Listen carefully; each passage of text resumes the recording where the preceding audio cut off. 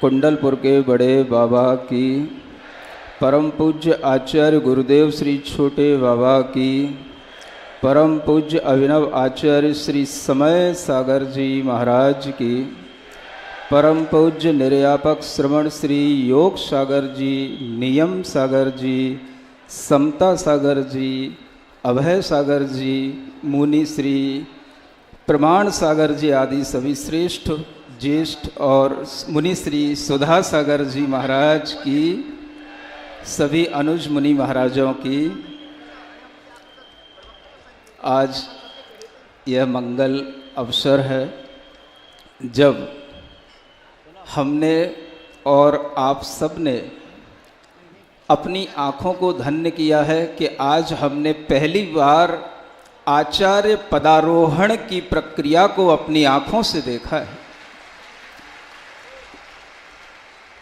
भगवान की प्रतिष्ठाएं तो हमने कई बार देखी हैं, लेकिन आचार्य पद की प्रतिष्ठा आज हमने पहली बार देखी है। और इस प्रतिष्ठा के अवसर पर मैं इतना ही कहना चाहता हूं संक्षेप में कि आचार्य परमेष्ठी के लक्षणों में नियम सार ग्रंथराज में आचार्य कुंद देव ने कहा है,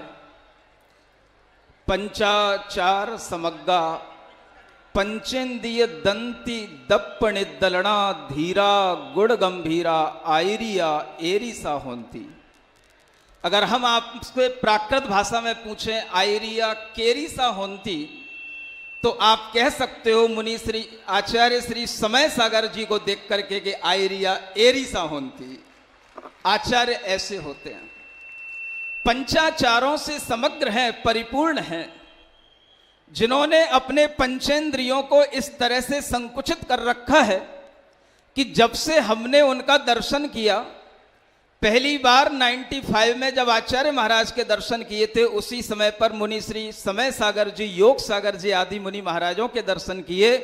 ऐसा लगता था कि जैसे चारण रिद्धि मुनि महाराजों के हमने दर्शन किए हों।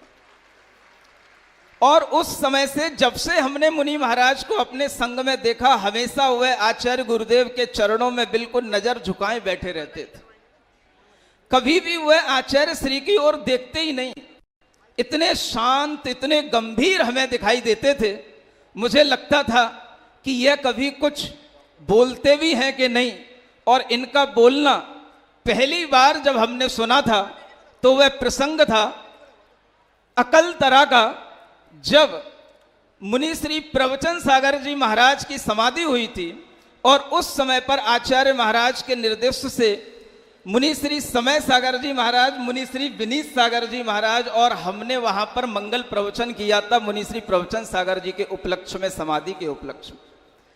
उस समय पर मुनि श्री समय सागर जी महाराज ने जो अपना वक्तव्य दिया, उसके बाद में आचार्य महाराज वहां से जब मंच से प्रस्थान किए, चलने लगे, तो हमारी तरफ देख करके बोलते हैं, समय सागर जी तो बहुत अच्छा बोलते हैं। पहली बार मैंने आचार्य महाराज के मुख से मुनि श्री समय सागर जी महाराज की प्रशंसा सुनी। और आज मुझे वह वाक्य जब याद आता है तो मुझे लगता है कि आज गुरुदेव जिस स्वर्ग में होंगे, उस स्वर्ग से आज देख करके ये जरूर कह रहे होंगे कि इस उच्च सिंहासन पर समय सागर जी बहुत अच्छे लग रहे हैं। आचार्य परमेष्ठी के लक्षणों को धारण करने वाले, इतने धीर गुण गंभीर,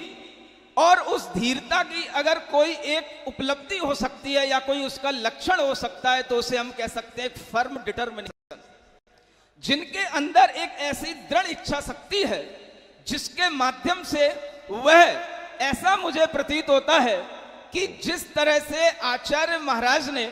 अपनी इस श्रवण परंपरा को आगे बढ़ाया है, आज हम विश्वास से कह सकते हैं कि उनके अंदर भी